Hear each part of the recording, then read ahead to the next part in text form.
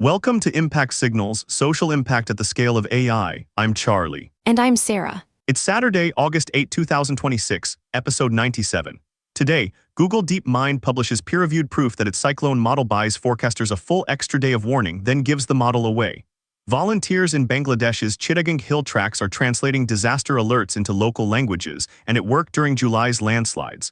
And in the United States, school AI monitoring is outing students just as the federal accountability standard for that harm disappears. We start in the United States, where Google DeepMind just published peer-reviewed results in Nature showing its WeatherNext Cyclone model predicts tropical cyclone track, intensity, and wind structure so accurately that its 3-day forecasts match what the best physics-based models previously managed only at 2 days. That is an extra day of warning. What makes this significant is who gets that day. An extra day of accurate warning is the difference between a rushed evacuation and an orderly one.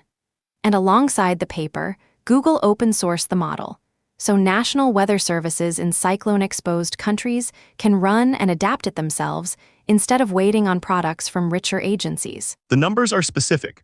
The model was trained on roughly 20 terabytes of reanalysis weather data plus a historical storm database, and it was developed and evaluated with the U.S. National Hurricane Center and the United Kingdom's Met Office. The proof point DeepMind cites, during 2025 Hurricane Melissa, it forecast a Category 5 landfall in Jamaica 5 days in advance. The model is the easy part. The hard part is operational adoption. A forecast center has to trust it enough to put it in the live warning chain. The peer review and the co-evaluation with the National Hurricane Center and the Met Office are exactly the evidence those centers need before that happens. And the access barrier just dropped. Google also released a free Colab notebook that runs the smaller WeatherNext 2 mini model on a single cloud chip at no cost, putting frontier-grade Cyclone guidance within reach of weather agencies that cannot afford supercomputer-based forecasting. The Pacific and Atlantic seasons are live right now, so the thing to watch is adoption. Whether forecasting centers in cyclone-exposed countries fold the open model into their warnings this season. Moving to Bangladesh. The Business Standard reported Friday from Sane Quarry Union in Bandarban, in the Chittagong hill tracts, on a structural failure in the early warning chain. National disaster alerts go out in English and Bangla, languages many ethnic minority communities there do not read comfortably, over mobile channels that patchy coverage often fails to deliver. What closed the gap is people. Under the Suraka initiative, Union Disaster Management Committee members and community volunteers now translate and relay warnings in local languages, and it was tested under live field conditions. When heavy monsoon rain, floods, and landslides hit the hill tracts in early July, some communities received usable warnings before the slopes failed. That connects straight back to today's lead. Every upstream investment, including a cyclone model with an extra day of lead time, is wasted if the last 500 meters fail on language. The gap it fills is real. Suraka pairs the local language warnings with anticipatory cache support and preparedness planning for the region's most exposed households, and the open question is whether that template spreads beyond Bandarban before the next monsoon peak. Story 3, the United States, where two education policy facts just collided. Tech Times reports that AI monitoring software scanning school accounts and devices around the clock has been outing students. Survey data cited by the Center for Democracy and Technology finds nearly 30% of students report being outed or knowing someone who was as a result of school digital monitoring. What makes this significant is the second fact.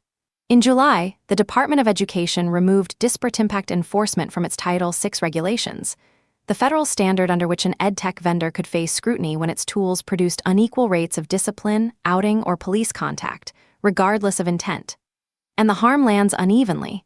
LGBTQ+ students, that is lesbian, gay, bisexual, transgender, and queer students, and students with disabilities, bear the disproportionate share. There is one concrete countermove on the record. On August 3, lawmakers introduced the Understanding AI in the Classroom Act, which would direct the National Science Foundation to study what is actually known about AI's effects on students. The enforcement map has changed.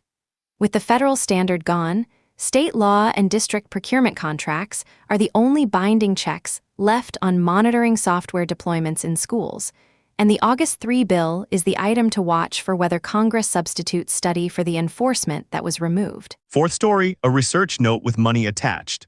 A perspective paper in Nature Food, led by Weston Anderson, lays out the first discipline-level framework for where AI belongs inside food security early warning systems, the infrastructure behind famine declarations and anticipatory funding releases. For practitioners, the finding cuts both ways. AI already improves data collection, event monitoring, and forecasting in the data-rich parts of these systems, the components built on climate models and remote sensing.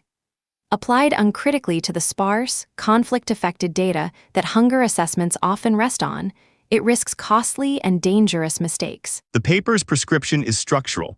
Model forecasts enter the pipeline paired with domain experts who can override them under transparent governance, so an error cannot silently propagate into a mistimed humanitarian response. Food security warnings move real money, anticipatory action triggers, ration planning. Agencies like WFP, the World Food Program, now have a citable, peer-reviewed standard for which pipeline components to automate first and which to keep under expert control. And the next step on record is whether it shows up in their AI adoption policies. And a fifth signal from Australia.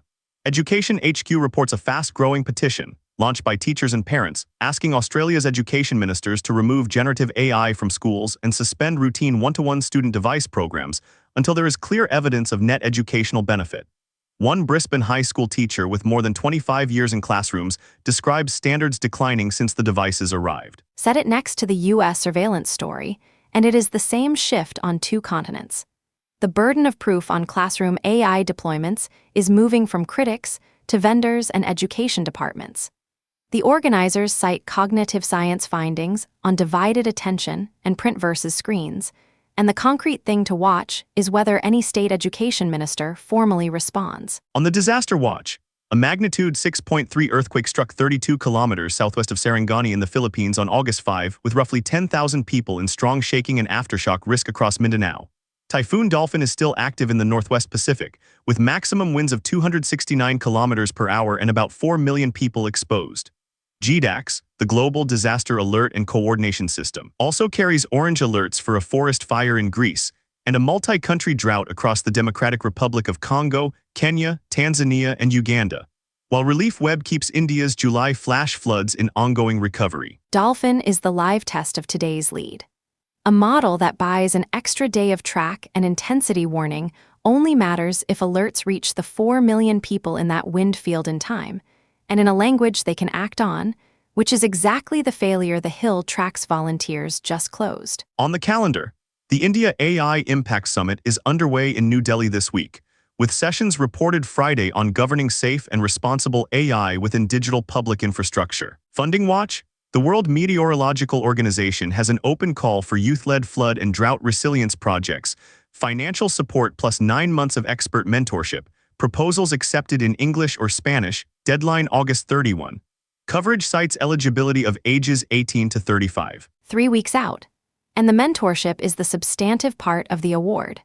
Coverage reports 2 prizes of 3,000 Swiss francs each, so the money is seed scale, and the 9 months of expert pairing is what a winning flood or drought project actually receives. The through line today: an extra day of cyclone warning just went open source, and everything else in this briefing: Hill Tracts translators, school procurement contracts, expert override rules for hunger forecasts, is the last mile that decides whether that kind of capability reaches people. 3 dates carry it forward.